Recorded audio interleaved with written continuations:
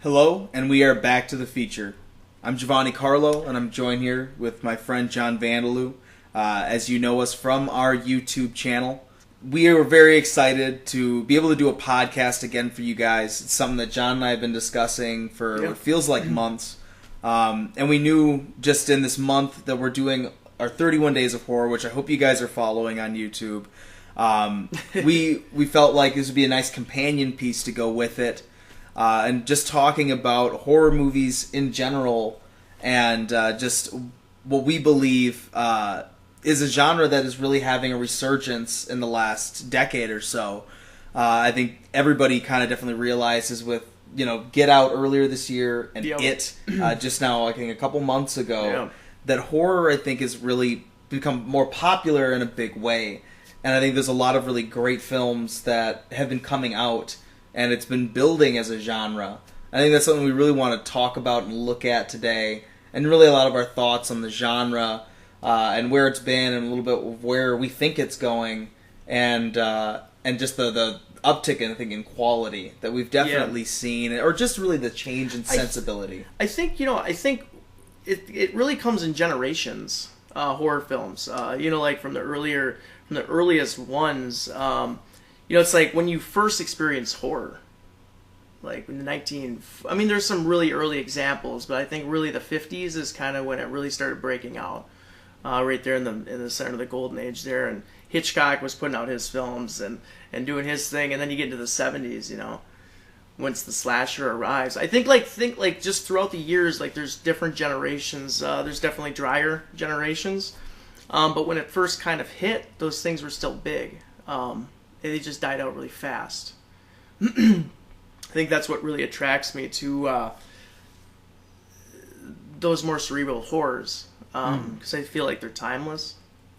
I don't know. I'm going off on a little bit of a tangent early on here, Giovanni, but I just think like I think we're really getting into like the middle of this generation of this, like the next wave of horror films. It's because I think like touching off like you were said, like It and like Get Out, these big hits, like these big box office hits, and like it's not the first time we've seen horror like explode in that way, and that's why it kind of made me think of talking about like generations.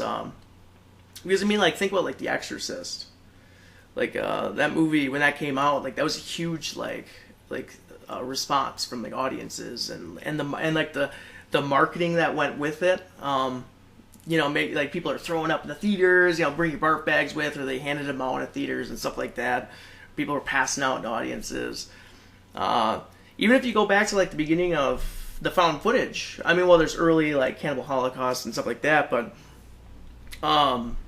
like the Blair Witch Project, 1999, and like that was like the first time a film like did like use the internet basically as like marketing for it, like guerrilla marketing, and then just what happened with found footage after that, all the copycats and all the cheap horror that comes with that.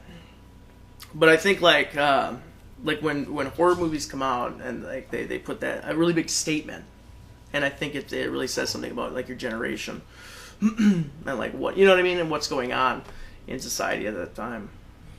Yeah, I think that movies and film in general is always reflective of what's going on. Yeah. I think that you see throughout the generations, as you're saying, going back to the 50s, there's hits in all these decades. And I think that, like you were talking about, the drier spells, I think that what I think is interesting, with whenever you look at a decade or any kind of span of time, how long it usually takes. I think we've talked about this before, but you always see these movies that they really start hitting their stride in the middle or the end of a millennia. Yeah. Or at the end of a decade. Yeah. We're really at the end of the millennium, though. That was such a huge year, like 1998, 1999 for film. Like 2000. Massive. When you look at that, it's such a huge change in like aesthetic and mindset. And I think that with horror movies, I think for a lot of people, it goes back to, where you established that feeling or that enjoyment you get out of them, or even for some people, the enjoyment they don't get out of them. I know so many people that don't watch any horror movies at all. Yep, my wife is that way. Won't watch it if it is just of the genre. And I think that that's established early on, and I think it helps really define what it is we're looking for later on. And really, when we start talking about the quality of these films, I mean, I think that's where it goes back to. It's like, where do you define what is a good horror movie to you? So I think that's one of the things I really wanted to get into before we get going too much. And that was really, where does horror start for you in your mind? You know, where did that start for you? What was that first experience or that first film that really kind of made you look at the genre at all? Like, what turned the lights on a little bit? Well, you know, first experience.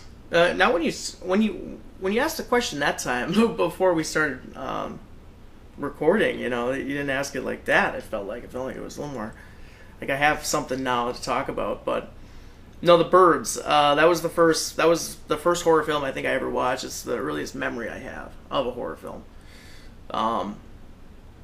And you know, that's Alfred Hitchcock, you know, and when I'm like 5 years old, like I don't know who Alfred Hitchcock is, you know. And my parents weren't big movie fans either, so it's not like they're like going off on an Alfred Hitchcock tangent like I will with my kid, you know. But yeah, I mean, just like the way he films movies, you know, once you realize that this is like one of the greatest directors of all time, making this movie. There's things about it that you look back on, you're like, yeah, that's why that's in my brain, you know. That's why I look at things like that. It is a really unique thing, and stuff like subjective things like that is what shapes, you know. That's our opinion and our feelings and our thoughts. Like that's all subjective to us, and it would make sense why some of these earlier experiences would create in us like that subconscious response to certain aesthetics, you know. Mm-hmm. So what was the aesthetic? What was the thing with The Birds that gripped you, or that really caught your attention? Well, I think it's the atmosphere. You know, like the way Hitchcock films movies, the way his camera moves, and the lack of silence, or like the subtle use of music, and I mean, just like the end of The Birds is a classic example of something that would be. Something that would really stick with you and make you like dwell on that and make a really subconscious kind of stamp. Because that ambiguous ending with the birds just kind of like being out in that field. Spoilers, guys.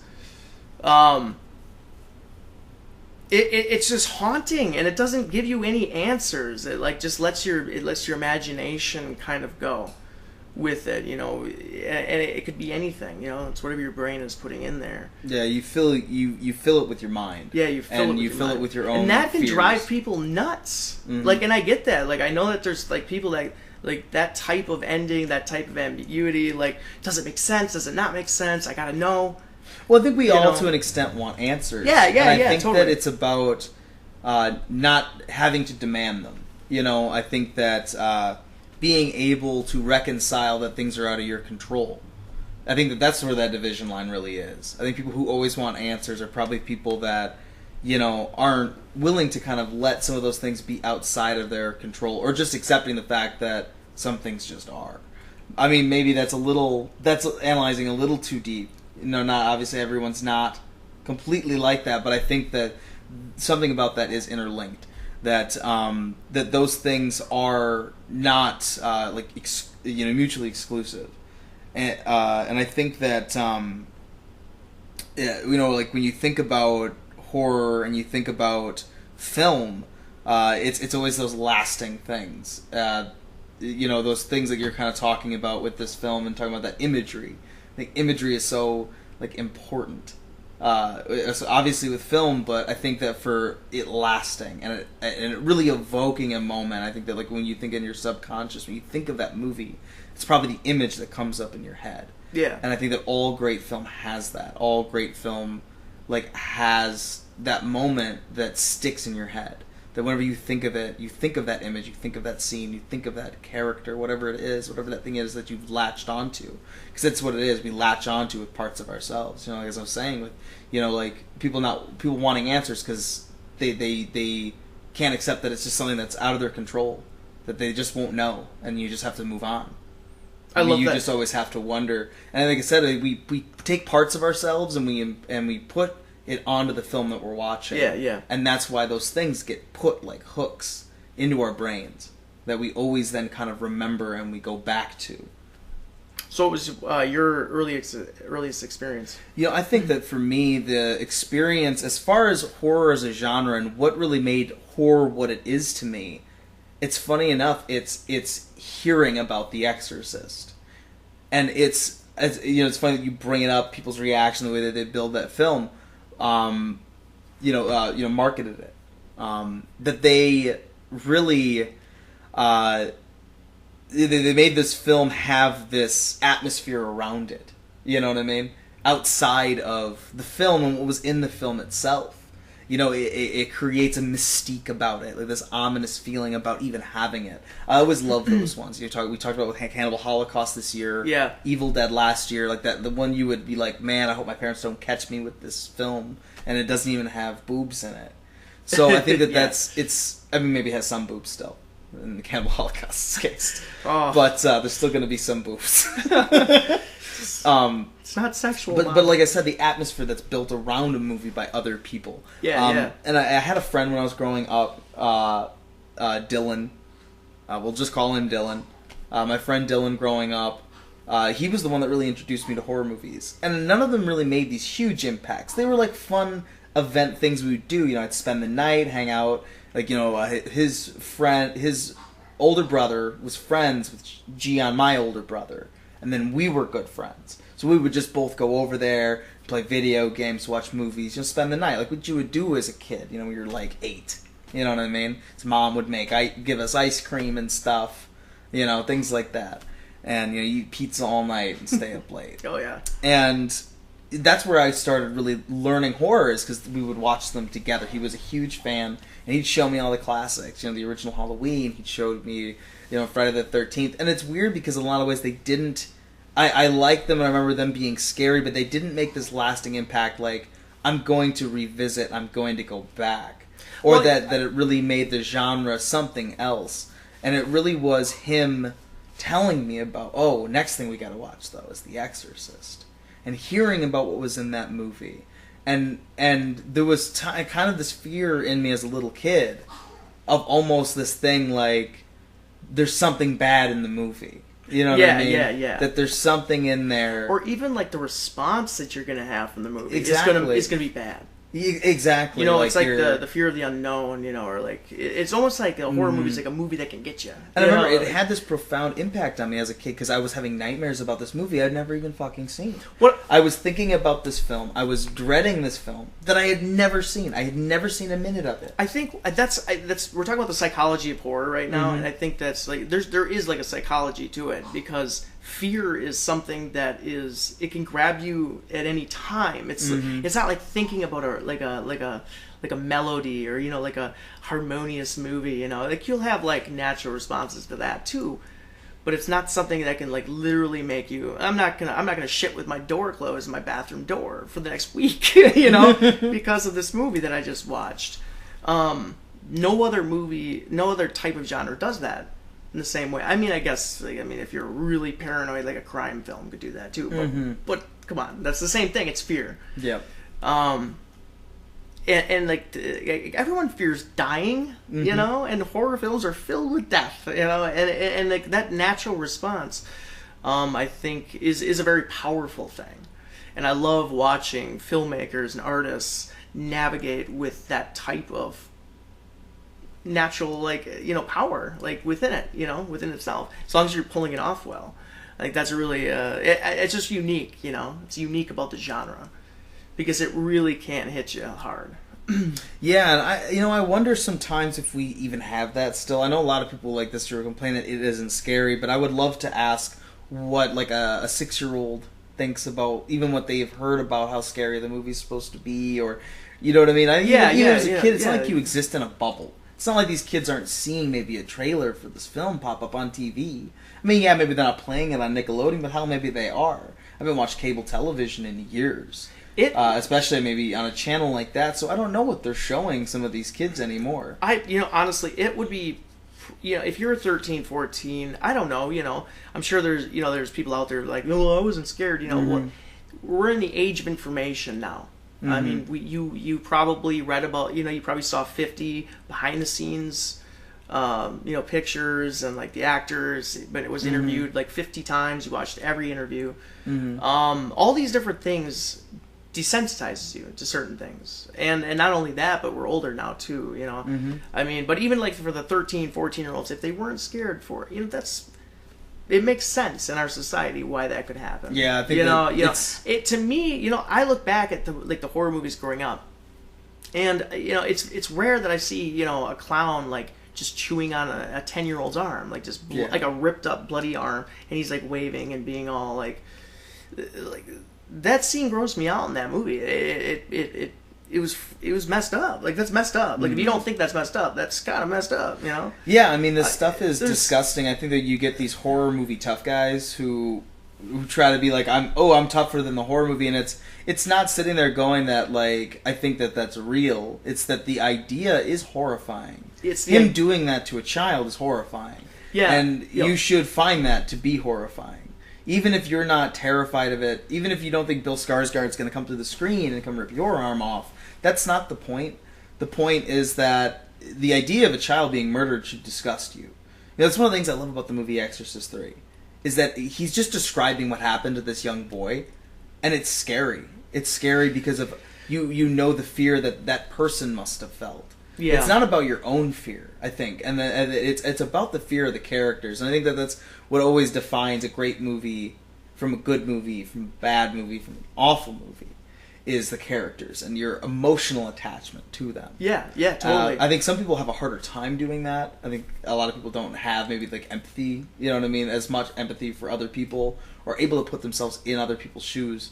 But like, you think about the fear of someone like Georgie in that moment. That's what makes it scary. It's not your own fear, necessarily. It's the fear of that character. It doesn't have to be. Exactly. That's not its purpose, necessarily. But I think, like, horror films have... It's cheap horror. I think there's, like, cheap horror that, like, that, I don't know, they spawn this whole thing, like, I gotta go to a movie to become scared, to be scared. Yep. I need to be scared. It needs to scare me. I think... there's a lot of films that do that. They pump them out every year, dozens of them. Yeah.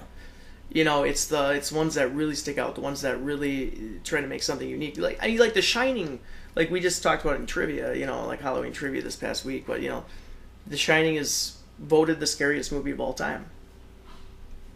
You talk to, it's like every other person is like, either that's one of my favorite films of all time, or I turned it off about an hour into it. I don't know, I wasn't shaking in my boots watching The Shining. I just intrigued by the filmmaking of Stanley Kubrick and just the things he does with it, the creation of that movie. That movie is it's one of the toughest movies to like completely unravel. Mm-hmm. Well, I think that what The Shining does compared to a lot of other horror movies is that it's about the subtlety of what is disturbing about it. It's one of those things that you look at later, and you look at what Stanley Kubrick was doing when you look at like the layout of the hotel. You don't even realize how messed up it is in that way. Yeah. You don't even realize some of these little things that don't make sense, and that I think that's what it is. It's that subtlety with which this thing is just off, and you don't know why. And that's either going to make someone shut off the movie, like you said, because they're like, there's something unsettling about this, and I just don't know what it is. Or they're going to be completely just engaged with it because of that. Because of that thing that they don't even necessarily know is actually happening. I actually really liked you saying that too, and just like touching off like Room 237, mm-hmm. Which is a great documentary on that movie. I'm sure you could find all the clips on YouTube as well, mm-hmm. but it's that subliminal. Like, it's subliminal filmmaking. Like, he's actually putting, like, because it is. Like, which is really interesting because, in the documentary Room 237, they talk about Stanley Kubrick was researching subliminal messaging and how to, film, like, in that way. Or at least getting a deeper understanding of how to do it and what type of tricks to pull off and stuff. But The Shining is just, that's what it is. From, like, start to finish, it's all, like, just subliminal messages, frames of subliminal messages just scattered throughout. And it's one of those things where people, some people don't pick up on subliminal messaging at all. Like, I mean, you just don't see it, care, or know it's there, Other people are really in tune to it. It's just depends on who you are. Yeah. What type of film that you're looking for. But The Shining, yeah, The Shining is just one of my favorite movies of all time. It's why it's the subliminal filmmaking and the fearful symmetry with which he uses his camera. Like it's just such a well executed movie that not everything in 237 from 237. I don't believe everything. A lot of them can be a bit crackpot theories, but there's certain things that they show in there that there's just so much evidence of that Kubrick was really planning something. He really had an idea, and all these things are purposeful. They're not by accident. He wasn't that person to have done all those things by accident. So when they highlight these things, it's obvious. Maybe they don't all understand what he was saying in that movie, but he was definitely doing and saying something. Like I said, I don't 100% subscribe to everything in that film, but there is a lot of really interesting ideas for everyone, I think, to play with if you ever watched that. Yeah, well, I think it's so interesting because I don't think anyone truly knows exactly what that movie's about. No one could come out and tell me and they know exactly. I'm sure there's people who think they know. Yeah, but I wouldn't believe them because it's been a debate for 4 years. It's just there isn't. He never said. He just never said. Yep. I'm sorry, but unless the director says this is it. I don't know. I guess that's one of those things that's outside of your control. Yeah. Oh, most definitely. But, I think that it's a pretty good time to start talking about the decade in general. And I think that, The Shining is such a great example of one of the classic films. You know what I mean? I think that there was the decades really from the 60s up through the mid-80s that were really what is considered the kind of the greatest era of horror. And I think that really we're having an era right now, at the start of this decade, that really is changing what I think people are considering for what the genre can do. That the genre is capable of more things. And I think there's a lot of factors that go into it, and I think that there's also good movies spread throughout all these other decades, but I think that it's the mental choices that these directors are making as far as the characters and the stories and the themes. And I think that's what the thing for me is that the themes that they're playing with are so much more interesting than what they had done, I think, previously. With movies like Saw and Hostel and The Hills Have Eyes, the remake. I think that we saw that era in the earlier 2000s of that really kind of more gore porn, human centipede type thing. That we're really breaking away from that. Yeah.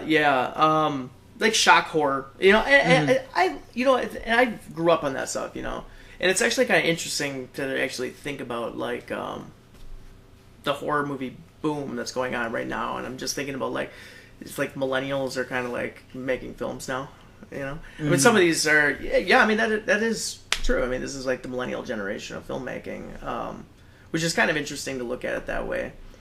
A little bit, but I mean, I like the Saw movies. That's cheap. It's disposable. It's cheap, disposable, whatever. And that's what I grew up watching from a young age.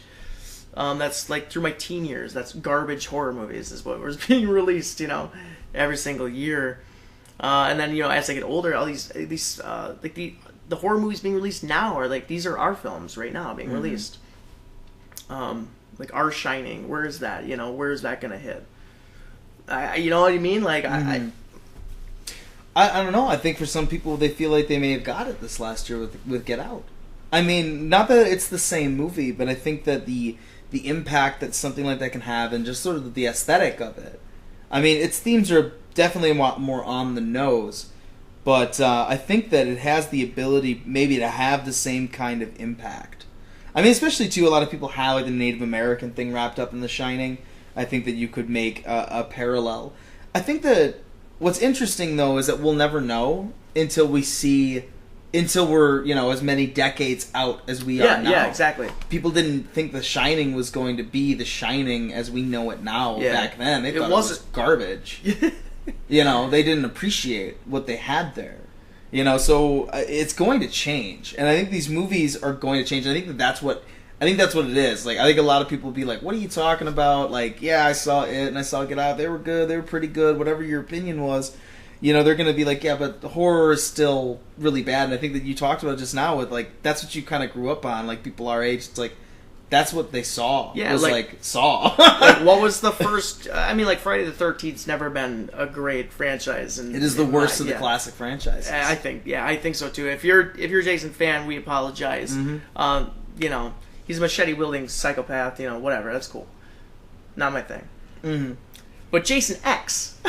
you know, that was like, you know, the 2000s Jason movie. Yeah. Jason in Space, or whatever the fuck. I think it's Jason X. Jason X. Yeah, Jason X. I watched that. I rented that movie. Oof.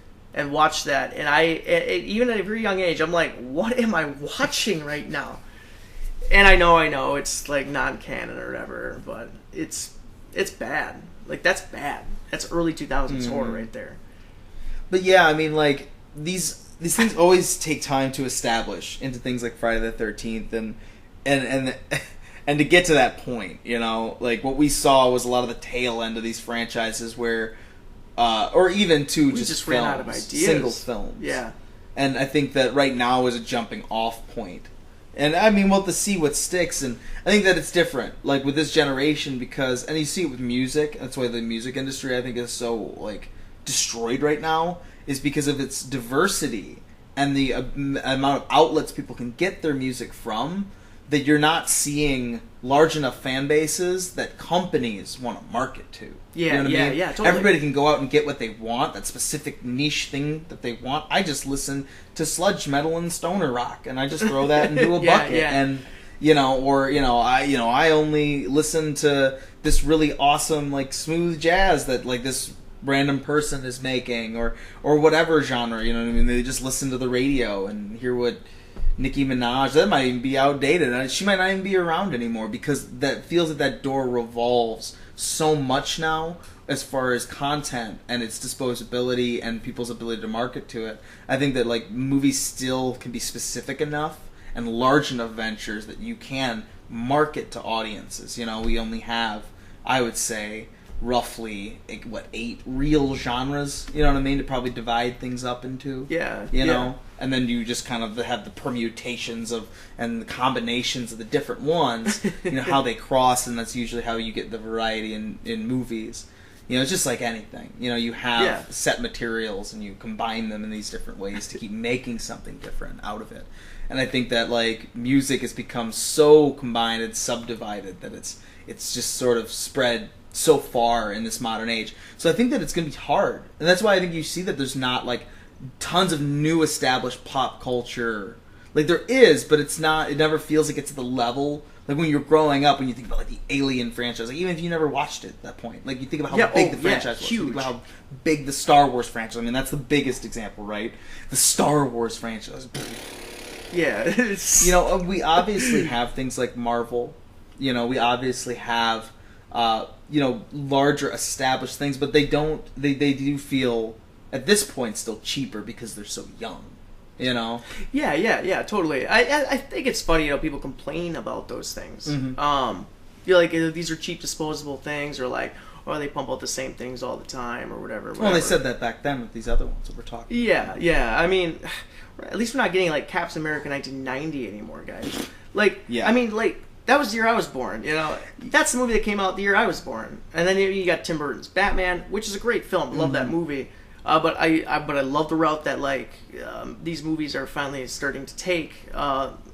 Switching to DC quickly already, but, you know, seeing the Batman that just came out. Mm-hmm.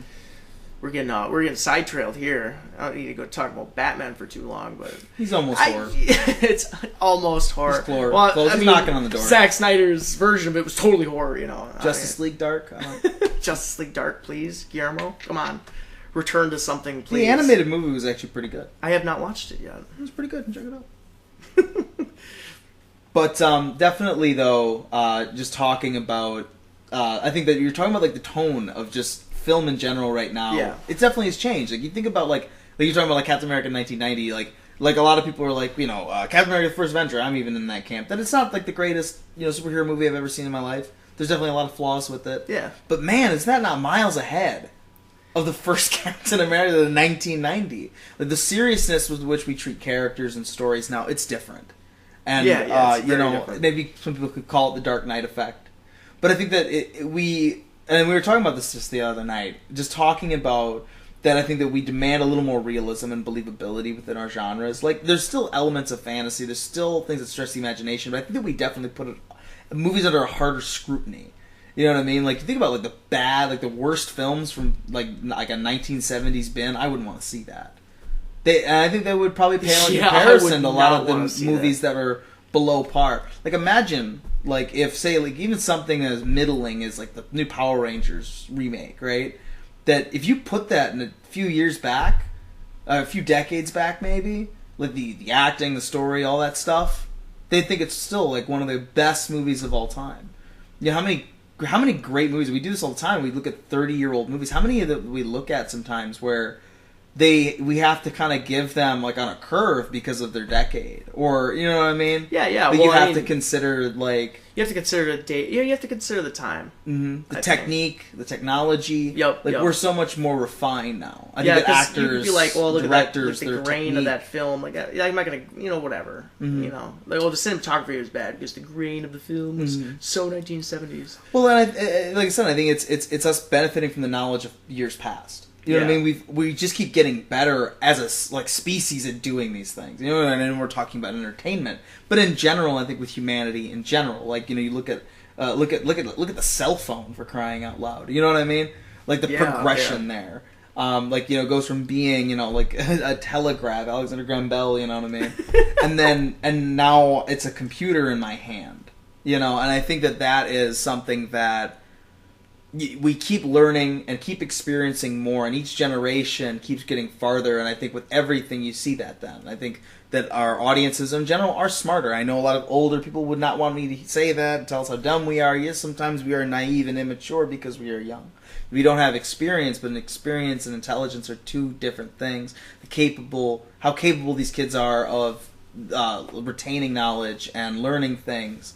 And I think the starting point is higher because of the generation they're in right now, and the information technology era right now, of just the way that's having that effect on the way that we view films. I think that people demand more than they used to demand. And that's why I think that we have a lot more scrutiny. How many times do you hear that from audiences where like, I went and watched Rosemary's Baby, don't get all the hype.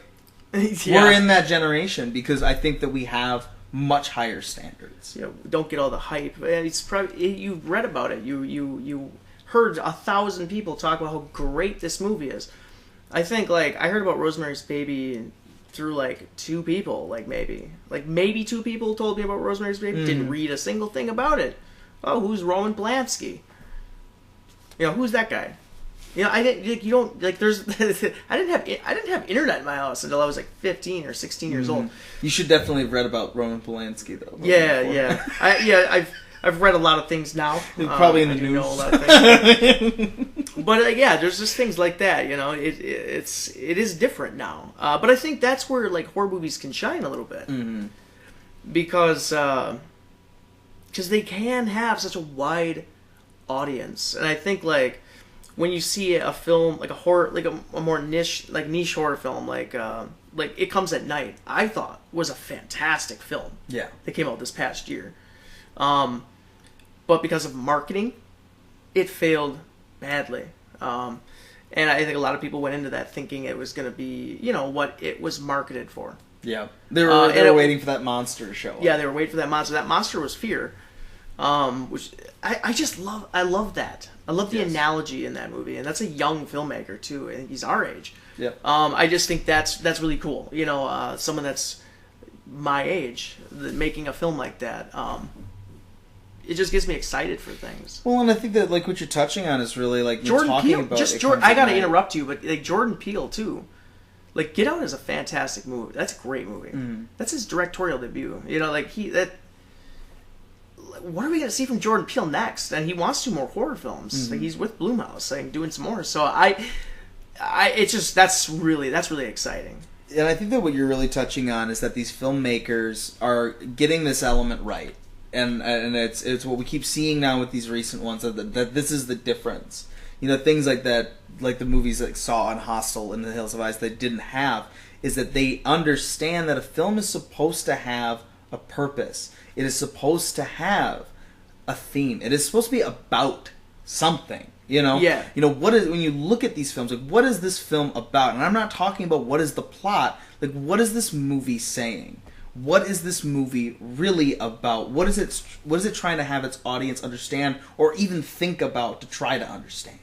And I think that's what you have to look at when you're talking about the big differences. You're talking about It Comes at Night and talking about how that monster is fear. It is fear, and it's about trust, the fragility of trust. It's about paranoia, and it's about human connection, how it's forged, how it's kept. And I think that it's those ideas. Too. Yeah, exactly. That it is. It's those ideas that set these movies apart and make them true films. I think in that way, and not just this disposable thing. Like, try to honestly tell me what you think the purpose of a movie like Hostel is. What is its purpose? Because when I look at these films, I can clearly state that Jordan Peele had a purpose with Get Out. That there is a purpose with the Babadook and what that story is trying to convey to you. I always find, and I think that's something I realize about myself, is that is, for me, the biggest thing that I look at with film. Everybody has their thing. With me, it is theme, and it's about what that film is about, what that filmmaker is trying to say, and if he was capable of translating his message across. Because that is the purpose of film, it's the purpose of music, and it's the purpose of being, I think, any kind of artist, any kind of creator. The thing you create must have purpose. It must have purpose in some way. You could argue though that a slasher's purpose is simply to, you know what I mean? If we're getting into semantics, or you just break it down even further, but there's no purpose beyond that. Yeah, exactly. It's a superficial purpose. Yeah. I think what you're getting at is that you're looking for that superficial high. You're looking for the adrenaline rush, the roller coaster You're looking ride for that. It's a horror film. Exactly. And that I think that though is a part of film, but it's not, I think, the true purpose of film in that way. I think that being able to have something real to say or something real for the audience to chew on, that has true purpose. Well, I think you have to have strong themes or what actually attach to you. Exactly. It's what speaks to you. It's actually what you learn from things that you I don't know. I got a cheap action movie, like if you're like a gearhead or something like that. I could see how that would influence you and stuff like that. But I think your soul, what actually latches in and what actually stays with you. What do you learn from? What do you gain from that? And I definitely is deeply have in the themes. I definitely have movies that have superficial value in that way to me. And that's the thing though. But I think that's the thing though, is that I won't ever laud them for that. I'll probably sit there and tell you, oh, that's like an ice cream comfort food movie for me. Yeah, I understand that it's not something that everybody is going to find that enjoyment, but I get a rush out of it. I find it to be something, and sometimes it's because it has something that I've latched onto. Or a character whose mindset or aesthetic or struggle connects with my own perceived things that are going on with me.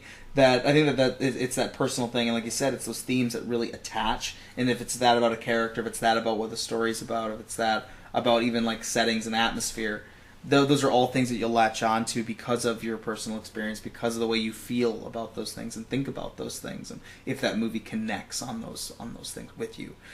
That's something that I think that a lot of people shortchange. And we're all going to have differing opinions, but I think that.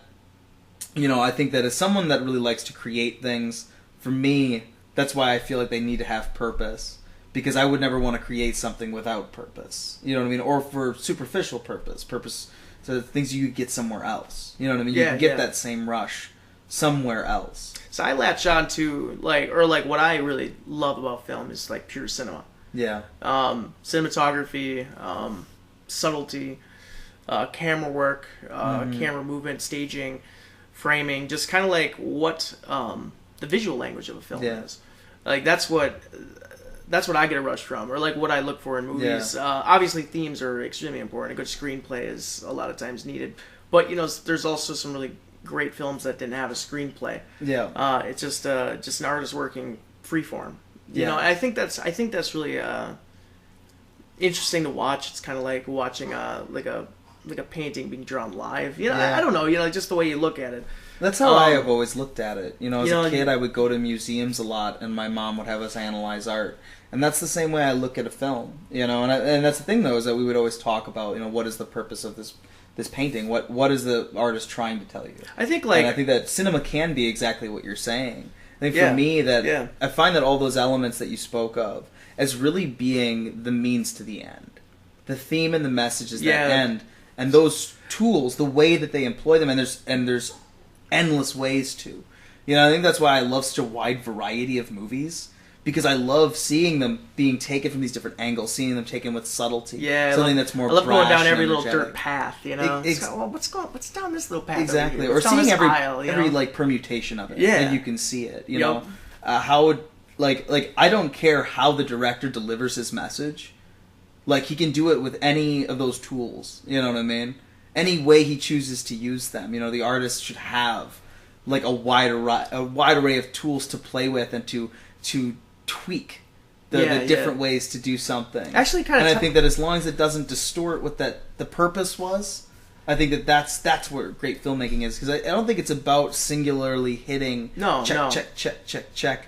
To me, I love that you have this purpose and you have a million ways to get there. How can this director do it, and did it work? Yeah, and was it singular to them? Was it different? Does it have voice? I think did it have its voice? It doesn't have to fit. Yeah, like the checklist thing. And actually, makes me kind of think of The Revenant.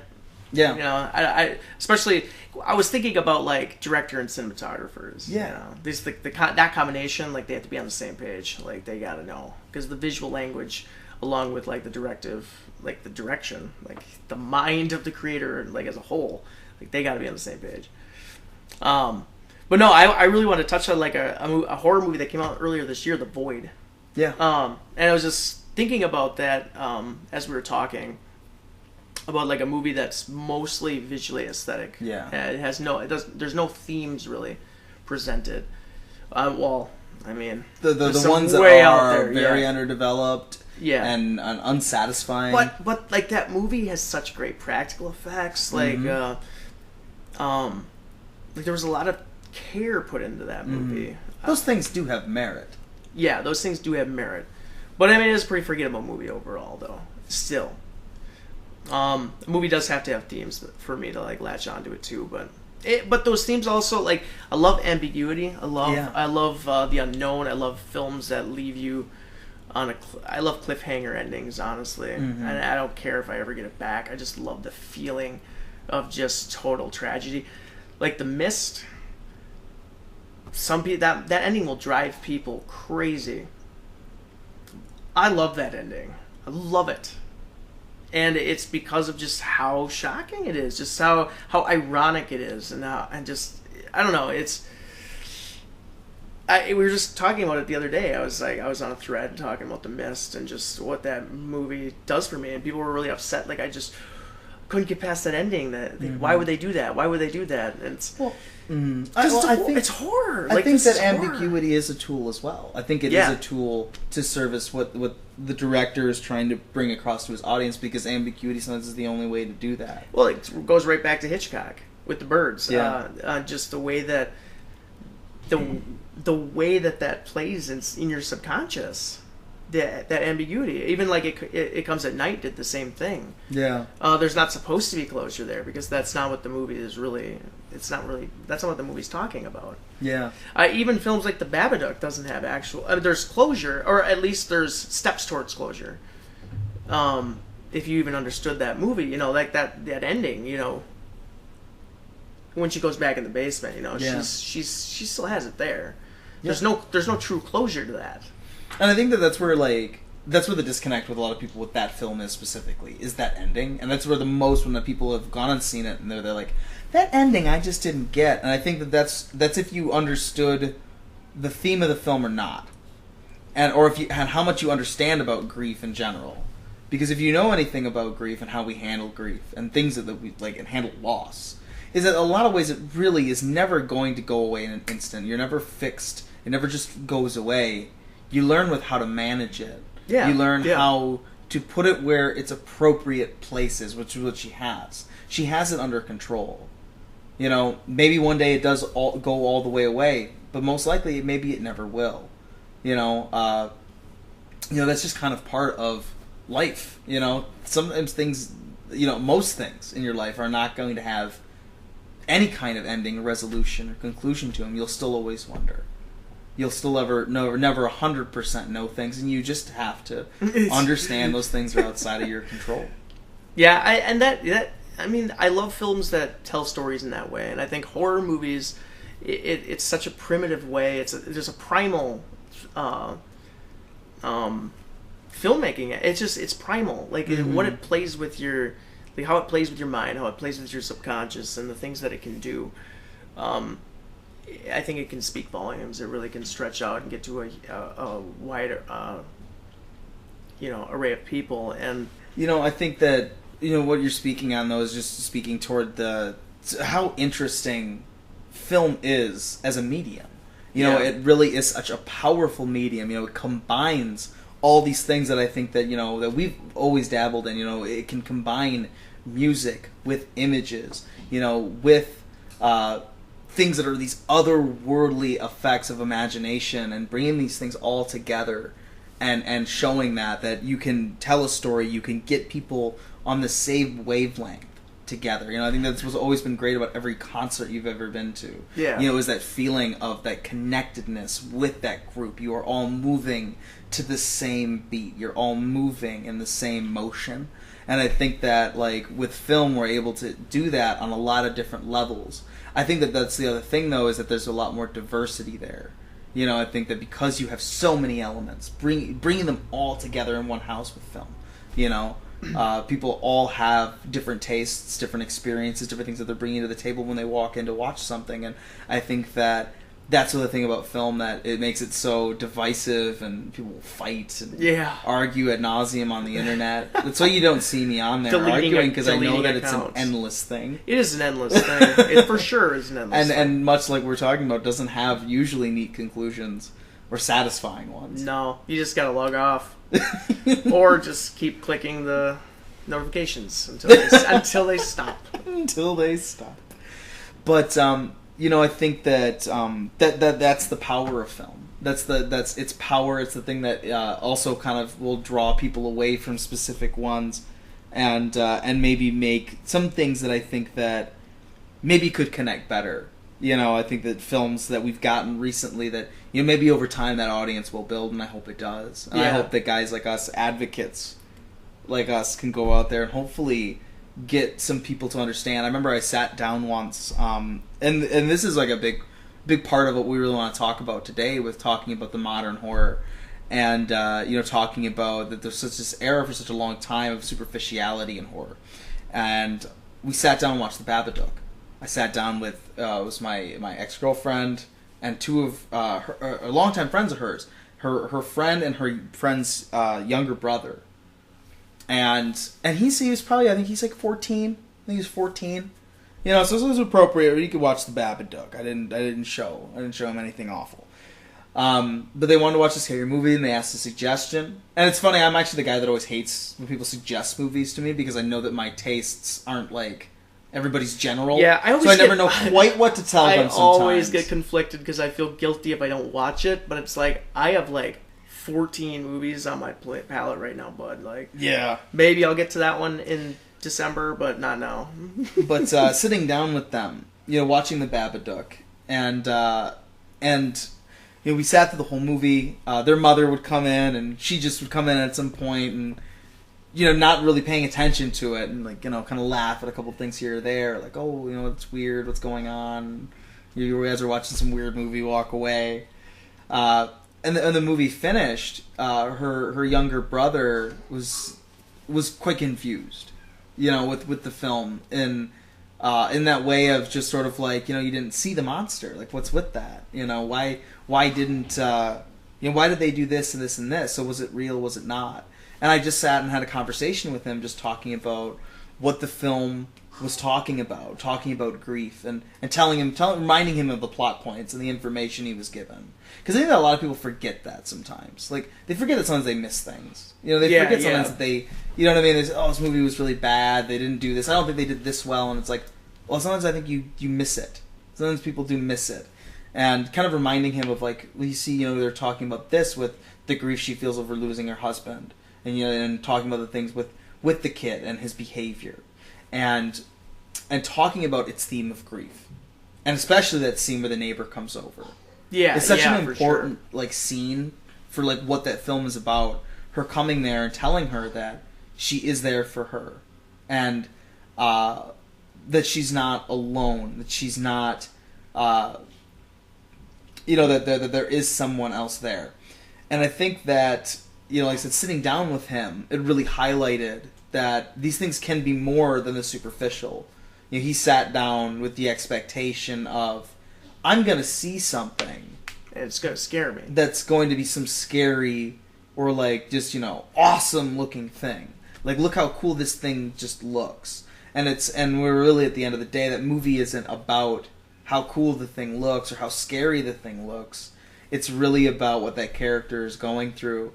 And I knew that just as soon as we kind of got done talking about it, to get done talking about the movie being about grief, that there was a lot of it then he connected to, and said that he had never really thought about it that way, thinking about a film on that level. Yeah. That the film could be something about more than just what is shown, you know?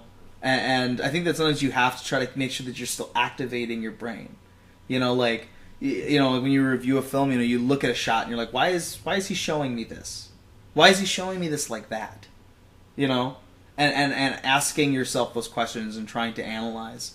And I think that I really, you know, I could tell that it really kind of woke up a little bit of something, like, kind of in his mind as far as, you know, how to look at film, and that it could be about something bigger. Yeah, and bigger, something different. between kind of the lines there.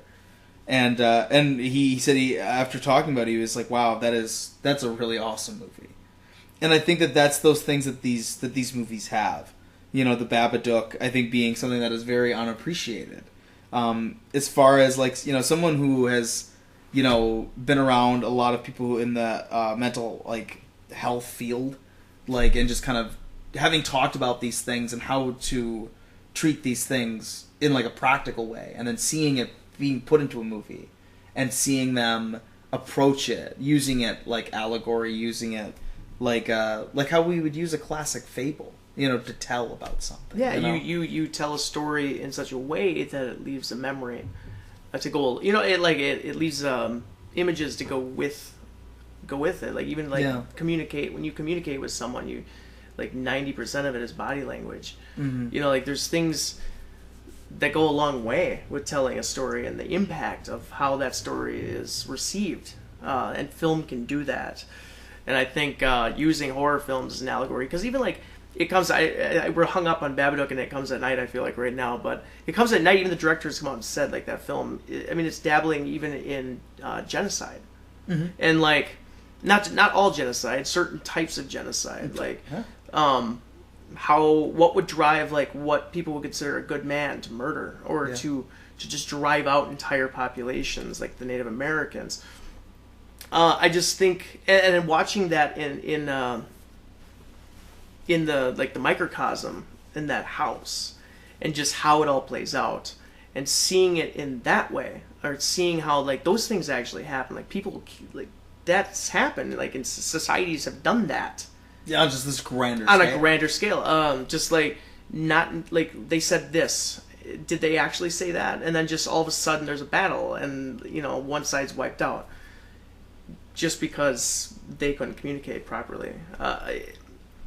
Or just the fear of what would they do, you know, if they came back. You know, we should go kill all of them first, you know, and kill their kids too. Yeah, and even because, you know, just get them all gone right away, you know, just so we're safe, just so we can be safe. And I even like The Walking Dead, or like a lot of, like, zombie movies, I think, play with that idea a lot. Yeah. Like, who's left behind? It's like the microcosm of society, or a more primitive, like, or primal society, and, like, well, I think it's really making it more black and white. Is definitely what it's doing. It's making them two very distinct things. You know, like, you see that a lot in fantasy.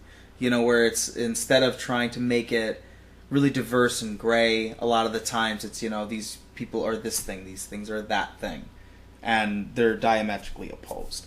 I think of like Mother 2 from this year, just being another microcosm to tell a grander story. And see, the only thing with Mother is I don't know if I find that it's a horror movie. I know it was marketed that way, but like watching it, it's something very different. Yeah, I mean, it's Darren Aronofsky. So different. I mean, Pi is another one that's not really, I wouldn't consider horror necessarily. Mm-hmm. It's telling deeper things. I think with that one, it's another one that like he really breaks from reality. I think that's where they get the case a little bit. You know what I mean? Yeah. Yeah, I guess. Yeah, it's true. Mother is, I wouldn't really consider it a horror either. Yeah, it's kind of hard. It's almost in there. It's almost in well, there. I mean, if it's horror, if you think of like the way our society has become. I mean, if you look at it like in that sense, like boil it down to what the general theme of the movie is. Like people are destroying the planet. I mean, that is, a horror to Darren Aronofsky for sure. It should be more of a horror to more people, but I mean, he sure gets bent out of shape about that. Well, I definitely find elements of our society to be horrific for sure. Yeah, for sure. There's you're saying we're kind of definitely talking a lot about Babadook, talking a lot about It Comes at Night, which I mean definitely such an underappreciated film. I really wanted to divert because we're going for a long time now, but I really wanted to get into The Witch and The Wailing. It's two massive hits, I think, for me for the last year, the last calendar year. That's another one wildly with The Witch, especially one that's wildly underappreciated. I would say The Wailing too, but it just doesn't have quite the.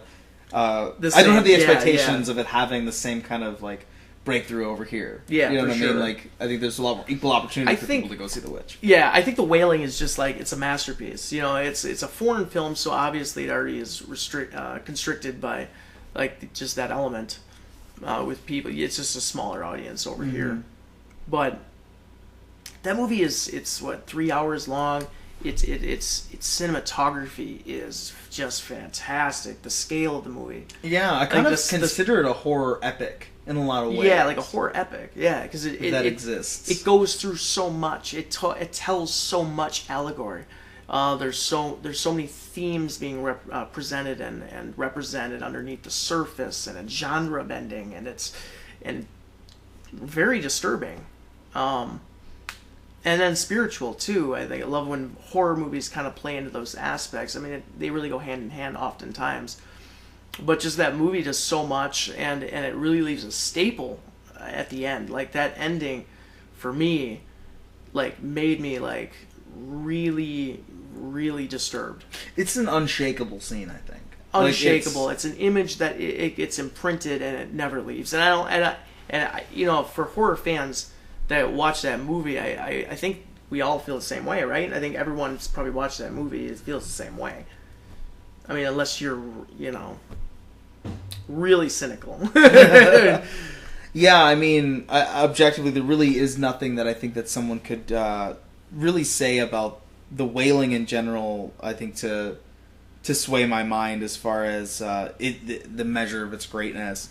It really is such a fantastic film. I mean, people who haven't seen it, it was on our list this year. If you haven't seen it, go check it out. It should be still on Netflix, to my knowledge. Yeah, I think it is. It's not quite 3 hours. And it's like 2:44 or something like that. Yeah, it's just not as long as three, every Marvel and DC movie coming out nowadays. So yep. Transformers too. I'm sure people will argue about that for sure. I mean, apparently now runtime has become a big huge argument. Let's talk for an hour about runtime. Just kidding.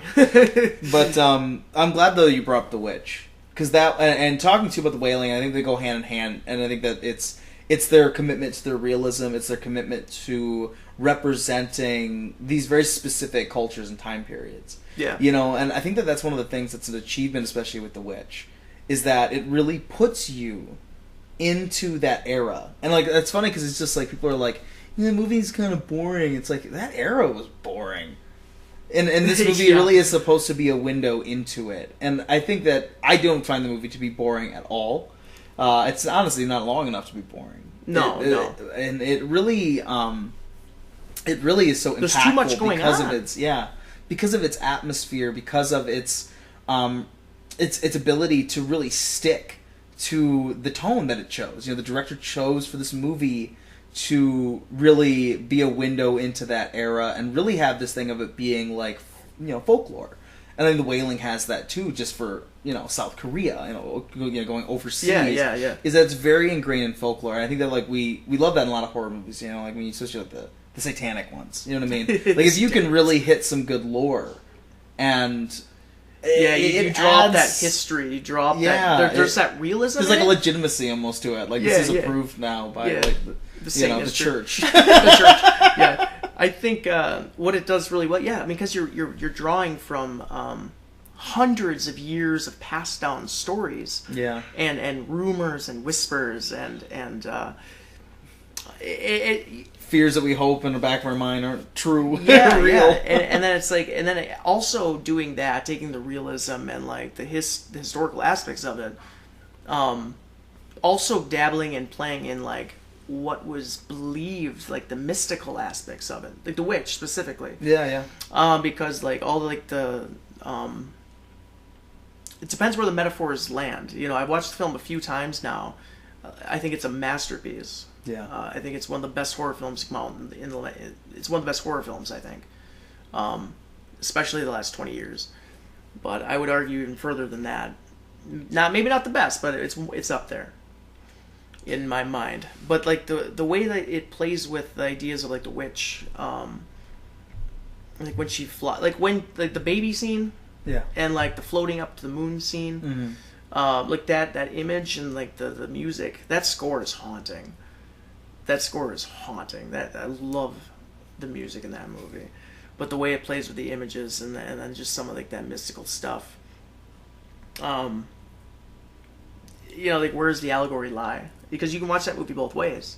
I think that's what also is really interesting about that movie. You can watch that movie face value, or you can take it as all metaphor as well. Yeah, I remember watching it the second time. I think the first time I watched it, I really didn't even think of Thomason being the original witch from the beginning. I didn't even think about it in that way. And then watching the second one, it felt like there was these things that maybe I hadn't quite seen or hadn't quite considered or maybe taken at face value. And looked at it a wholly other way and realizing just that this movie really can be taken multiple ways. And there might be 3 or 4 different ways the movie could be shown and received and totally be fine. It just depends what mood you're in to watch it in. It's such an interesting movie in that way. Yeah, I think that playing with those ideas of ambiguity and, like I said, it being such a great tool sometimes. It's such a great way to, make the tone of your movie fit the theme or what you're trying to say with it, what you're trying to get the audience to feel and to think about. I think that a lot of the times it's those things like that where it allows your mind to play, it allows your mind to twist it, and it allows your mind to change the story even. Just that little bit can make a movie so endlessly interesting. It's like what people love, like things like Blade Runner, because they love being able to go back to it. They love being able to try to look at it from all these other angles, and it still kind of work for them. It's still being able to play with the ideas of what they've seen and the reality of it, or even just the where their imagination can bring it and build it too.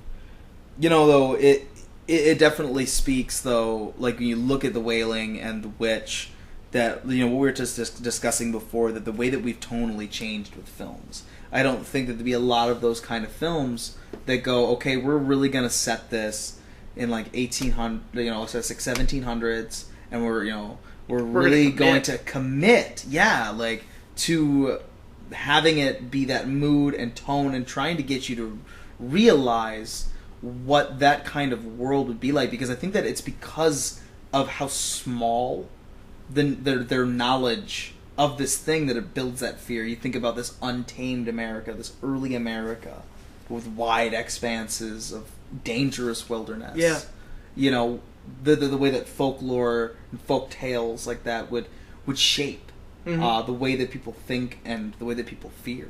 Even going off to, I just want to keep talking about The Witch now, but like I said, watching it in different ways, like watching it in that way, the way that the story's themes play out, I think, like, but coming from like a spiritual like household too, like my dad being who he is, and just growing up in a religious house and having faith and seeing this movie, just in that way too, it definitely brings a strong current into why I love this movie. Just seeing the representation, and some people might ask you, like, well, how can you be Christian and like watch and enjoy The Witch? I think watching this family just kind of like self-destruct. Like some people would be like, "Oh, that's you shouldn't be watching that," or like that's not good for you, whatever. But it's showing you the true things. It's like I love it because the father like separates his family from the town, from the church, because of his pride, and like watching that pride eat at him, eat at his family, and watch it destroy his family. And like obviously like the endorsement from the Satanic Church from the opposite side, seeing that and or whatever, just seeing the liberation of the daughter. You could watch the movie like that, but like you could see also like she was driven to that point, by faith even, and like or you know what I mean, because there's a lot of proud people out there, like prideful, like it's right in there. It's in the Bible, but it's just a clear thing. And then like even like jealousy with just all of the different themes. Like each family member like struggling with their own thing. With the son, it was lust. He was lusting after his sister, and just that it ended up being the end of him. I honestly contend that the movie would actually have a lot more pro-Christian things to say than really anti. I think given like just what, like if you take it as the way of it being a big bad warning sign, of showing, you know what I mean, of it being a warning, of it being like this is what there is to fear, you know what I mean, and that the result of your pride, the result of your jealousy, the result of your lust. I mean, it is not. It's not saying that becoming a witch and doing all this stuff is supposed to be great. It's a horror movie because of it, and I think that horror. Yeah, like, I don't think that horror and religion. I mean, Catholics are definitely cool with it, but like the horror and religion don't have to be so separate in that way. That you know what I mean. Like these images, though bad, those scary, bad, even gory. Like talking about like the opening of the movie. I mean, that's some disturbing imagery. Yeah. And I understand that, but the purpose and the intent of what it's saying. Like if you were to sit down with. Like it's not for everyone. Definitely not for everyone, or the way that they would choose to maybe give that warning. Yeah. But it still can be taken as honestly, like in a way, a pro-Christian message.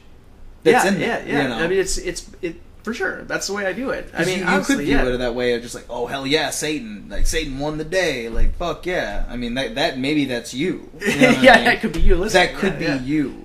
Like but. But you could also look at it as like, wow, that is the result of watching of lust, of pride, of these things coming to fruition. And I think for someone that does believe that, I think that it really does reaffirm what they really do think and believe. But again, it's definitely though just touching on that same thing that we've been talking about with these movies having these other dimensions to like explore and to look at. And so many deeper things that they can be saying and doing with the horror genre.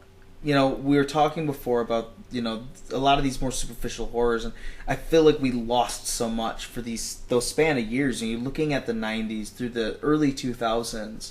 To me, it really is this dead area. There's a couple good ones in there, but for the most part, it's really dominated by those kinds of movies. And I think that what we're seeing now is such a vast improvement in that way, because we can even have conversations like that about the Babadook and the witch and Get Out. And it comes at night. The other one too, that they have such a depth to them, and I think that's where we're seeing this quality change in these more recent movies. That even if they have those superficial elements that we like something like Train to Busan. It has those like just solid zombie things that we look for. There's things going on with every single one of those characters that is relatable or interesting or heartfelt or deep. Like these it's about still these other things, and that's what I was talking about theme and talking about filmmaking and those elements all being branches to get that thing done. Mm-hmm. You know, you have a mission statement and you have the tools to get your job done. And I think that it's another one of those things that you can still do these things that people find to be superficially fun or scary, but they can still have purpose. Those things don't have to be, as I said, like mutually exclusive. Yeah. And I think that, that like I said, that's what's changing. That is what's changing with these films, and why I think that we're in such a great, so far, decade. You know, roughly starting there. You know, there's ones that stick out so much, but I think that one that I think really made me start thinking about the idea was really actually the Evil Dead remake. Interesting. That's been on the tip of my tongue for a while now. It's a movie that proved that you can do these things because there's such a young filmmaker, a lot of young actors that, and I'm not saying it's a perfect movie, but I think it's criminally underrated and definitely judged a lot harsher because of it being a reimagining or a remake. Everyone says it's a remake, but if you look at it, it's really not. It's just another story that happens at that cabin. That's the way I have always kind of it's produced by Sam Raimi. Like they just decided to film at a cabin. And Fede Alvarez. I mean, we haven't talked about Don't Breathe. But he as a filmmaker is like one of those like shining like lights, like that's just like hope. You know what I mean? This guy is just hopefully going to be giving us a great future here with these horror movies. Mm-hmm. And I think that his technique in the Evil Dead remake, though not perfect, the movie as far as like, I got the biggest complaints is the guy reading the book. You'd have to be an idiot. Someone has to read the book. Everybody, someone's gonna have to be an idiot. And most people are idiots all the time. I'm sorry, but people would be reading that book. People would be reading that book. I agree. People would be reading that book. They'd be like, people do idiotic things and like, that's not what. It's just like, no, people are actually that big of idiots. They do exist. Yeah, Robert Eggers too. He's directing what, the Nosferatu remake. That's a movie that deserves a remake, right? It's like 90 years old. I think there's other variations of it, of course, but. But kind of going back to what we were going to start talking about with the Evil Dead remake, and like what it does, it has scenes that are so well executed, and it really highlighted, I think, the elements of horror movies that we forget about, because people want, like we were talking about the kid on the couch, and talking about a lot of people wanting the superficial face value things. You know, they're looking for those things that just immediately jump out, the obvious. And I think that the Evil Dead remake, what it did so well was that it had that scene, like the one that to me really sticks out the most is that shower scene. Because he does this amazing thing where we saw what was in the book, and then we hear the sound. That's it. That's the scariest part of that scene.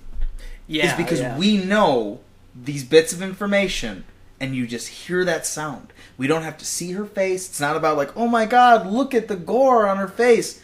It's about the like I said, just that we know, and our imagination is filling that as he that darkness as he's walking up to that bathroom, and just hearing that. There's already that pit in your stomach. You already feel and know what it is that you're going to see there. A big no. Yeah, and it's and it is, like I said, it just highlights that there are so many ways to generate that fear and to generate those feelings and emotions than just the superficial. It's definitely execution. Yeah, exactly. His execution in the Evil Dead remake is amazing, I think. I think it plays with different things too. Like, I think the setup is actually pretty creative and great. Mm-hmm. Like she's a recovering heroin addict, and it makes it believable. Like, why they would keep going. Yeah. Why they would keep going. Why they would keep her there. I think that was smart. I mean, it's not hard to. It's not like it was this. Oh man, why didn't they come up with something better than that? It's like, that's a great thing. That's a great idea, especially right now. I mean, heroin's taking over. You know, like, as a big fan of Sam Raimi's Evil Dead and Evil Dead 2. I didn't want to see this movie try and emulate that at all. Like, I didn't want to see it. Like, I didn't want a new Ash. Nope, I didn't want a new Ash. And I think just modern horror, like what it did, what were people expecting? What were you expecting going into it? You know, like, what did you think it was going to be? You know, I thought I was going to see more of the same as what I saw with something like The Hills Have Eyes. Well, you know, seeing like I said, a lot of just the superficial gore. It's just about like, ooh, look at how nasty this is. Look at how nasty that is. That's how those movies felt for such a long time. Yeah. Hey, look at this nasty thing. Hey, look at that nasty thing. Hey, look, someone's paying Eli Roth to do something. It was horror. It was horrible.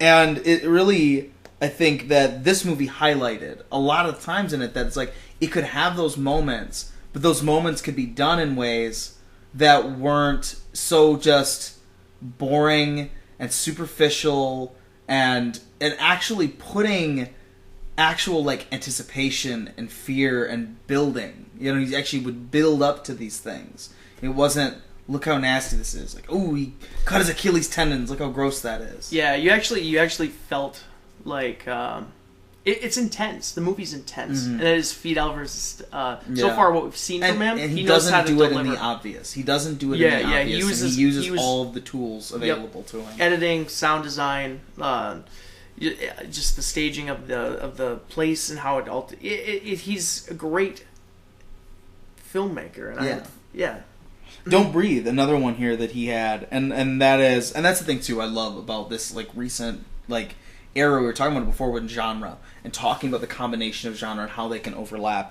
It's so amazing how we can have a movie like Don't Breathe that is like a crime movie and it's a thriller, but it is like a horror movie. It has like the intensity of a horror movie. Like it reaches those points, and I think that people do such a much better job at that. I think that we are more required in it, but it's not just doing, like I said, the slasher or just doing, you know, just like I said, these same boring things that we've seen done 8 billion times. You know, like just seeing another monster movie. They'll take the monster movie and they'll mix it with like survivalist paranoia, and you get It Comes at Night, and you take a horror movie and you put a heist in it, and you've got something like Don't Breathe. And I think that that's what makes these movies so interesting and makes them set themselves apart, is that they manage to be about something, and they manage to actually try to use and show the diversity which the genre can have. It doesn't have to be one thing. You know, I get that all the time. Like someone's like, I'll suggest a movie, and they're like, oh, is that a horror movie? I'm like, yeah, it's a bit of a horror movie. And they're like, well, I don't like horror movies. You know, it's always some guy in a mask and he stabs you. Say, no, I got to stop you right there. That's not what horror movies are. And that's what happens to people, I think. With horror movies, they see like one of them one time, and they go, they're all that. They're all just the guy with the knife, right? Oh, yeah. God, I hate these ones. It's like Take Shelter as another one. I mean, it's technically classified as horror. I would never call it a horror film. But, I mean, there's horror elements, and in describing that movie to people, I just call Take Shelter the great American drama, really. Yes, so do I. That's what it is. But no, yeah, just telling, like, well, I mean, there's horror elements trying to get people to watch it. You know, it's like, I want people to watch this movie. Like, it has so much to say, but, you know, just him dealing with his, you know, his mental illness in that movie there is a lot of horror scenes in it. But the themes, like what it's talking about, and like what he's going through, it's like a real thing. Like people are going through that, you know. Yeah, it's an amazing movie. And yeah, it's another thing that just highlights these movies give us a reason to care. Like, Yeah. why care about any of this stuff? Why care about the zombies? Why care about people stabbing people? And it manages to give depth and value to a genre that a lot of people, like I said, just write off as not having it at all. And it's like, no, we've just kind of forgotten it. And audiences have been complacent in it not having it at all. And expecting it not to have it. You know what I mean? And I think that this newer crop has got that. And I think that we even see that, though, too, in television. I think that that's honestly what's helping. It's what's helping the genre. And as much as I'm not a huge fan of The Walking Dead, it's funny you're wearing a Walking Dead t-shirt while we're recording this, I'm not a big fan of The Walking Dead. I really like what it did tonally and showed people tonally about horror movies. Or like horror as a genre, right? I mean, it pays homage to so many zombie films and horror films. And it being a great big part now of like what people consider to be some of the big flagships of the horror genre in the modern age. That it really showed that this thing can be about people and characters, have realism and be grounded in a way that is relatable and be about real things while taking us to the extraordinary, showing us the supernatural, but still keeping it grounded in reality, in our lives, in humanity. There's still humanity inside of it for us to be able to take and to have latch on, those themes to latch on to remember and to stick with you, you know. And I think that The Walking Dead And like right now, I mean, obviously Stranger Things is on. Go watch it, everybody. You know, Yeah. that coming back. But even the initial success of that, like how successful that was. Yeah, Like, it's how big. many people watched it? I mean, I don't know how many people are going and viewing the second Watch it right season now. right now. Watch it instead of listening to this podcast. But you know, I think that people are responding to it in a larger way, and you're getting these bigger audiences now. You have people coming out for it. Yeah, and that is a big risk. I think that those shows, things like that, is really what helps, because I think that it really it puts horror back into the mainstream. It puts it back into people's televisions at home. You know, they're getting it every week during the fall season, watching The Walking Dead and really loving it. And Yeah, I mean it is kind of crazy, like the range of people that watch The Walking Dead. Because even like it's the unexpected sometimes. just even like some what people she's are like, 60-year-old lady is enjoying The Walking Dead. That's kind of crazy because that I'm sorry, but episode 1 of season 7 was. If that, you know what I mean, like yeah. Your like, grandmother. Like, say should what be you probably say turned what you off. want about the episode. Say what you want about how graphic it was, or how not graphic it was, depending on how desensitized you are. But that is graphic. That is a very, very, very graphic scene. I've seen a lot of things, and that shook me up pretty good. They put that on television for families. Like, sit down and watch that show together. It's kind of crazy. Like, I hope it's their older kind of kids. crazy. Definitely, I've always kind of been like, wow, I can't believe they show it. Because apparently there's a rule on television that if it's a zombie, it doesn't count as being a person. Yeah, but I'm sorry, it's still a person. Like, even if it's a dead body of a person, like, it's still the human form. You know what I mean? It's still a human, like, skull exploding. To the characters in the show, they are experiencing, you know what I mean, to them, and what they're going through is, they're killing, they have to stop these people. Yeah. At least that's the hesitation early on, until you become desensitized to that, too. Yeah. But the sheer amount of things that we just seen in an episode, like, you know, the Breaking Bad had some graphic things, too, on AMC, but they didn't have people say, like, brains getting blown out every week. You know what I mean? They cut very tastefully for Gil. You know, they don't sit there and... Do you know what I'm saying? Yeah. Like, it's like, how many headshots are in a season of The Walking Dead, for crying out loud? Like, how many? Like... It makes a lot of money. Makes a lot of money. So Headshot. They could probably pay a few extra bucks for the rating system. Maybe that's what it is, but that's always been a little weird to me. I think it's TVMA now. I don't think it was before, early on, but it ended up becoming that. But yeah, it works. That, I mean that spread. It's definitely brought in a target audience. You can't go anywhere. It's a social. It's a. Like you said, I'm not even that big of a Walking Dead fan. I got this damn shirt on right now. Yeah, you know, it's just everywhere you go, like the zombies everywhere. If I'm not mistaken, it actually aired on Halloween 2010, and it being, literally from Halloween 2010, really at the beginning of this decade that we're talking about, The Walking Dead really became this huge hit and this cultural phenomenon. You know, that it I think has really helped. You know, and like I said, things like Stranger Things, it helps. I think it really helps establish, too, what it is that the audience really likes. You know what I mean? I think that, like, Stranger Things is more of the crowd pleaser in this. We're talking about these two shows. Yeah, Walking Dead is definitely one of those things that people really like. I think people like the ideas. They like the thing of putting themselves in the shoes of, like, someone trying to survive. Yeah. Because they really grounded it so well. And I mean, the comic book, I'm going to give a lot of credit to the comic book for a lot of that. Like, the tone, it really did establish this kind of tone, like the realism and how, like, dark it is. And it's very George R. R. Martin, you know, people die and, you know, you love them, but they're gone now. And it really doesn't, like, it doesn't pull any punches, like the comic book and the show, too. And that's what people really like. But, like, Stranger Things really being that crowd pleaser, you know what I mean? It's that nostalgia. It's the 80s heroes. Yeah. The nostalgia, it plays into, like, that type, it's just that type of horror, you know, or that type of entertainment. Yeah. And you gotta have those flavors. You gotta have those different flavors. I can't wait. I haven't started watching. You know, I was just thinking about it. I was kind of like, you know, it's not as deep, but Stranger Things, especially watching the second season, this isn't spoilers, guys, for the season 2. It is the Dark Tower story, or like the Stephen King universe that we never got. You know what I mean? They fucked it all up with the Dark Tower this year, which is it's in a tough competition right now for my worst of the year. When we get to our last ones of the year, our end of the year list. You guys will find out what my worst movie was this year. But man, it's a contender. It is such a bad movie, a representation of one of the greatest horror universes ever created. Talking about this giant wheel of a dimension, all held together, and this line between these otherworldly Lovecraftian type things and our world. You know what I mean? Where Stephen King was heavily on LSD, right? Whiskey cocaine. Whiskey cocaine. Whiskey cocaine. But that it really looking at the upside down, the way that they're doing it, and a lot of the elements to it. It really reminds me a lot of Stephen King's lore. It reminds me a lot of obviously Lovecraft's lore as far as how touching to the old gods. Well, I mean, really, Stephen King. He is H.P. Lovecraft with other elements thrown in. Yeah, I mean, and the Duffer Brothers are big Stephen Stephen King fans. Yeah, I mean that's what they grew up reading. Yeah, so they're making. Well, I think they're inspired they for sure. Are the fans of every Stephen King adaptation and Stephen King probably with just them on the filmmaking side. I think they're definitely more filmmakers than I think writers in a way. Do you know what I mean? Yeah. I think they really nail aesthetic and tone and character and things like that.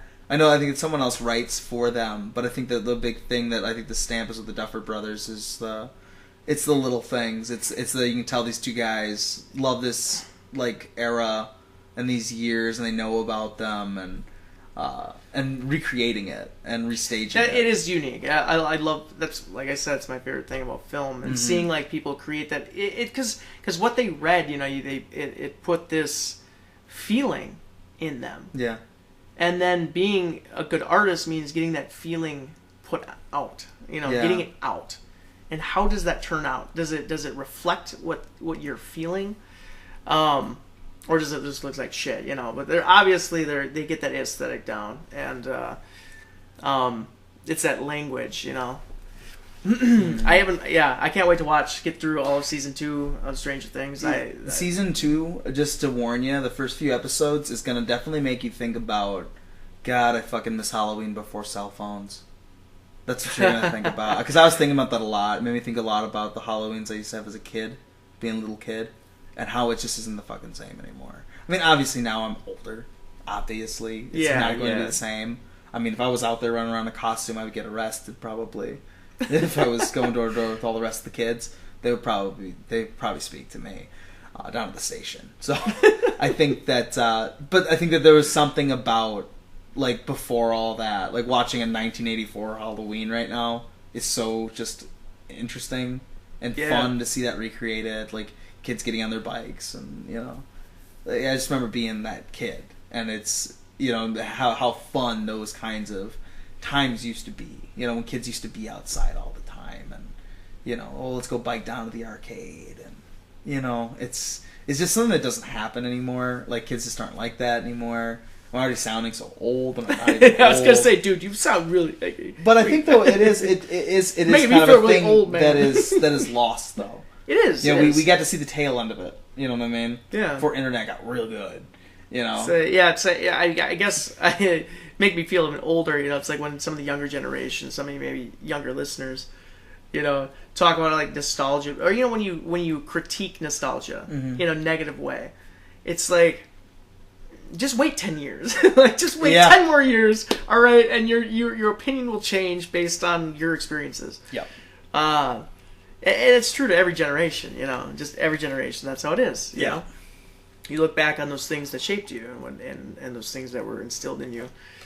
And after everything has changed, I mean, the change of millennial, everything in our lifetime has changed drastically as millennials. And it's just crazy. Because I didn't even have, Facebook. That's something that I got that when I was 18, Yeah. I didn't have Facebook before college. Yeah, I mean, growing up in a family that didn't have a lot of money, you're always obviously behind technologically. Yeah, we had dial-up. So, I was used to, for a long time, not having, all this stuff. Where I think a lot of these kids now that are, 16, 17, even up to, 19 right now, there's such a huge difference that you see with some of them. as far as like having always grown up with a lot of the stuff that's instantaneous and a lot of this information, a lot of access to things, growing up with access to the internet and computers and everything like that. Where I remember when we used to have computer labs, you know what I mean? I don't know if they still even have a computer lab, and that was a treat. That was a treat. Like, I get to go mess around on MS Paint, like on Paint. That's a treat. Oh my god! You know what I mean? Because that's the best you had. That was it. You know what I mean? Like, oh, can we play on clip art? Like, that was it. Like, now they've got Minecraft, and they've got, you know... build infinite universes. You know, seeing some of these PC Master Race guys and what their PCs can do. And it's pretty insane. It's intense. I understand why they don't go outside now. Yeah, you know what I mean? I totally get it, too. I actually have a son, Gabriel, 6, and just seeing, like, what he does... just what he wants, the access that he has to everything. It's like, what question do you have? Well, put it on YouTube. Go find out. You know, like you could literally learn anything. Didn't have that option. I mean, we weren't quite there. It always reminds me of like it put it into perspective, like how different things are. Is a story that Paul McCartney once told. He was talking about when they were like in the '60s, growing up as like kids in Liverpool, like trying to become a band and learning how to play guitar. And he was talking about how like, oh, you know, we heard that this guy over across the river knew the B flat minor, so we drove all the way there in a day, and he taught us the chord, and we played guitar all day. Like, they would actually go travel to another town to learn because they heard some other guy knew this chord. Like, it was some Zelda journey that you had to go and like collect all the runes to like even become a guitar player or whatever. You know what I'm saying? Like, it was an actual, like, there would have to be a whole journey just to do what, you know, a kid could do. I pick up my phone right now, like, oh, what's the chord for this? Oh, you know, I'll go on Ultimate Guitar. Oh, you know what? Give me lessons. I'm in for free. Like, oh, okay, cool. Learn how to play guitar. Where, like, these guys would have to, like, they heard from an old wise woman down by the dock that, you know, so-and-so's neighbor's son knows this. You know what I mean? Whispers in the moonlight, and, you know, carrier pigeon would, you know, would send messages and clues, like, you know, to for them to even do this stuff. So yeah, like, just thinking about like how much that has changed and the level of access to information, like going and looking at something that was maybe only 50-year difference, you know, a little more now, but like it is I think insane. The level of access that you have now to that kind of information. I think it's a really exciting time. We got to wrap this up, man. Mm-hmm. I think we got to wrap this up. Yes, we do. But we're just random tangents, guys. I hope you're still listening. If you are, you made it through a long session of us just talking about film, really in general, and just talking about ourselves too. Mm-hmm. You know, we're just sitting here on the couches, like just talking. You know, whatever. So I think it's like just. With all the access that we have now, we are in a really exciting time. The digital age, you know, people are able to make movies cheaper. I think we're going to see a lot more filmmakers come out, and you're going to see. I think just horror movies in general it's an easier. It's a way to get your foot in the door, and we see that a lot. Horror is oftentimes filmmakers first. Yeah, and I'll definitely say, you know, not to rag on like our own generation, some of the younger generations. I really do believe that a lot of these kids, like, you know, because I have nephews around the age of your kids, and like watching these kids right now, like seeing the examples I've seen, I think that there's going to be a lot of really intelligent, creative kids. Yeah, you know, I think that they are going to be really intelligent. And I think that it is only something that's going to build, and I think that that's why we've seen this progress. We've seen these great films in horror, and these great films with so much meaning and layers to them, depth to them, and taking the horror genre from the superficiality that we used to see. You know, we had two, I think, long decades of really just superficial, nothing horror, where now we have movies that have true purpose and brilliant themes and wonderful directors that are executing these films. I think that we are in right now one of the best decades of horror of all time.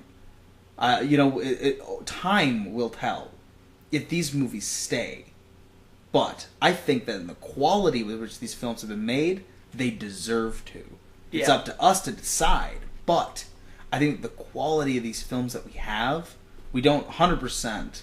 We don't know where they're going to go, but they're there. They're all there.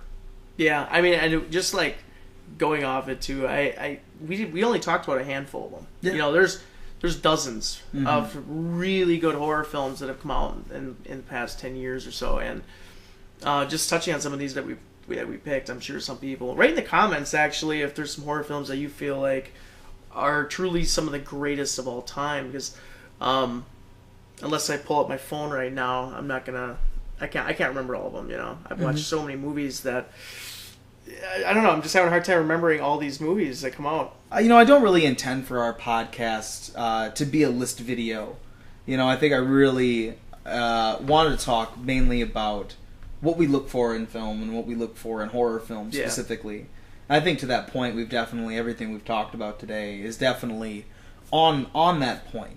You know, talking about it from different angles and the different like metaphors with which we kind of talked about these different larger ideas that are going on here. I think it's all been valuable and has really does inform what we're talking about when we talk about these movies. I mean, like I said, we could sit down here and do a long list, but we do those every October now, and a lot of the ones that we've talked about have been on both of our lists and are on our current.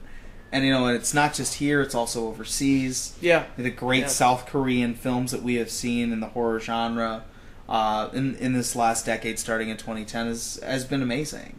And I think it really is about the change in the mentality with which the genre is being defined. Yeah, I think just like with Blumhouse, some of these studios coming out, it's just becoming more accessible to create a wide variety. It's getting more filmmakers, more artists, the chance to have something seen. And I think that these audiences have become more open and intelligent audiences that demand, I think, a little bit more of variety and depth in their films. Well, guys, I really hope that you guys have enjoyed our podcast today. I know this has been a long podcast, but it is a podcast that is their purpose. I hope that you guys find us on our Twitter at BacktoFeature. You can also find us on our Facebook at BacktoFeature. I've been Giovanni Carlo. And I'm John Vandeloo. And we'll see you guys next time.